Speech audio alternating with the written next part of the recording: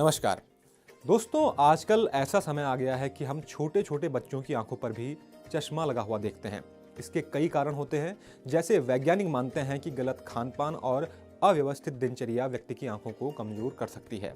इसके साथ ही वैदिक ज्योतिष की माने तो कुंडली में ग्रहों की स्थिति का भी आपकी आंखों पर प्रभाव देखने को मिलता है। आज हम आपको बताएंगे कि कौन से ग्रह आपकी आंखों पर चश्मा लगवा सकते हैं और किन उपायों से आप अपनी आंखों को दुरुस्त कर सकते हैं।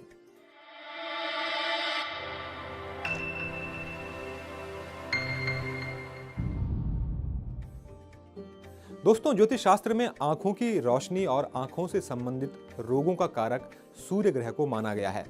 इसलिए अगर आप ये जानना चाहते हैं कि आपकी आंखों की ज्योति कैसी होगी, तो आपको अपनी कुंडली में सूर्य की स्थिति को देखना होगा। सूर्य के अलावा चंद्रमा और शुक्र को भी आंखों से जुड़े समस्याओं का कारक ज्योतिष शास्त्र में माना गया है।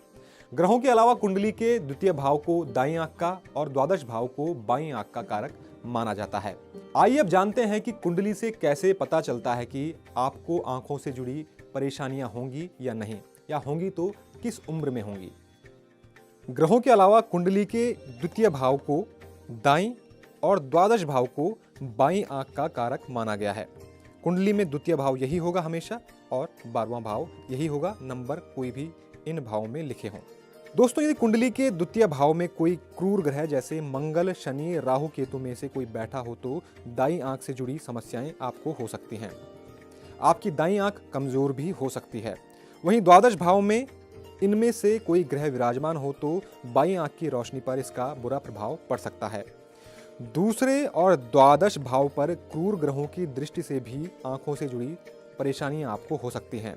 इसके साथ ही यदि कुंडली में सूर्य की स्थिति खराब है, यानी सूर्य कमजोर अवस्था में है, तो कम उम्र में ही व्यक्ति को ऐनक लग सकती है। यदि कुंडली के द्वितीय या द्वादश भाव में सूर्य शुक्र की युति हो रही हो, जो कि आप इस कुंडली में भी देख सकते हैं, सूर्य और शुक्र एक साथ या द्वितीय भाव में बैठे हुए हैं, तो ऐसे में भी व्यक्ति की आंखों पर बुरा असर देखने को मिल सकता है। उसकी आंखों की रोशनी कम हो सकती है। अगर सूर्य शुक्र की युति ये द्वितीय भाव में न होकर यहाँ होती तो छोटी उम्र में ही व्यक्ति को चश्मा लग सकता है। ऐसे लोगों की आंखें बचपन से ही कमजोर हो सकती हैं, जिनकी कुंडली में द्वादश भाव में सूर्य और शुक्र एक साथ बैठे होते हैं। यदि कुंडली में सूर्य नीच राशि में है, तब भी आंखों से जुड़ी परेशानियां व्यक्ति को हो सकती हैं। जैसे कि आप इस कुंडली में भी देख सकते हैं, यहाँ पे 7वीं राशि यानी कि जो सूर्य की नीच राशि है उसमें सूर्य बैठे हुए हैं। तो ये जिस भी जातक की कुंडली है उसको बचपन में ही आंखों की परेशानियां शुरू हो गई होंगी। वहीं जब भी द्वादश भाव या द्वितीय भाव के स्वामी की दशा महादशा चल रही होती है, यानी कि इस भाव के स्वामी, जैसे इस भाव का स्वामी शुक्र है और इस भाव का स्वामी सूर्य है, तो जब भी इन भावों के स्वामियों की दशा महादशा चल रही होती है, तब भी आंखों से जुड़ी दिक्कतें व्यक्ति को हो सकती हैं। लेकिन तब जब इन दोनों भावों के स्वामी क्रूर ग्रह हों, यहाँ पे आप देख सकते हैं कि द्वितीय भाव का स्वामी एक शुभ ग्रह है, तो बहुत ज़्यादा दिक्कतें व्यक्ति को नहीं होंगी। आंख से जुड़ी परेशानियों से निजात पाने के लिए आपको कुछ उपाय कर लेने चाहिए। जैसे आपको आंखों को दुरुस्त रखने के लिए रोजाना सूर्य देव को तांबे के पात्र में जल का अर्घ्य देना चाहिए। आप सूर्य ग्रह के बीज मंत्र ओम ह्राम ह्रीम ह्रोम सा सूर्याय नमः का भी निरंतर जप कर सकते हैं। इससे भी आपकी आंखों की रोशनी बढ़ती है।